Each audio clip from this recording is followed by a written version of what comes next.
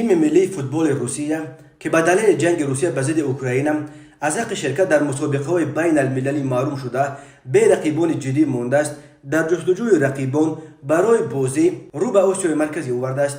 تیم زیر رهبری والری کارپین علاقه روز 24 سپتامبر سال 2022 در بشکک با تیم ملی قرقیزستان یک بازی رفیقانه انجام داده با حساب 2-1 برنده شد. اکنون بنا به گزارش‌های پایگاه‌های خبری ورزشی روسیه، اتحاد فوتبال این کشور جهت تشکیل بازی‌های رفیقانه با فدراسیون فوتبال ازبکستان و تاجیکستان وارد مذاکره شده است. روز بازی ها هنوز پورا انیق کرده نشده است، ولی انتظار می رود که بازی روسیه با تاجیکستان روز 7 نوامبر در دوشنبه و با ازبکستان روز 20 نوامبر در تاشکند برگزار می شود. این نخستین بازی بین تیم های روسیه و تاجیکستان می شود. تیم ملی تاجیکستان در ریتینگ فیفا در زینه 108 قرار دارد، ولی امسال بار اول در تاریخش برای رویت به مرحله نهایی جام آسیا وارد مبارزه شد. تیم ملی ازبکستان در ریتینگ فیفا در مقام 77 و قرقیزستان در زینه 95 جای گرفتند. تیم روسیه با وجود چند ماه دور کرده شدنش از اشتراک در مسابقه ها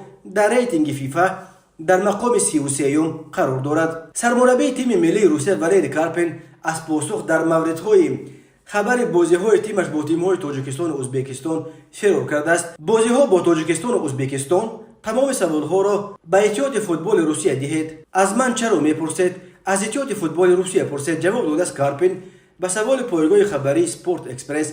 ولی سابق سرمربی تیم ملی روسیه والری گازایف به ماچ تیوی گفت تیم ملی در یک شرایط انزوای کنونی باید از هر امکان برگزاری بازی‌های دوستانه استفاده برد. تیم ملی ما باید بازی‌های رفیقانه دایر کند. متاسفانه امروز ورزش ما در انزوا قرار دارد. در این شرایط باید از هر امکانیت استفاده برد.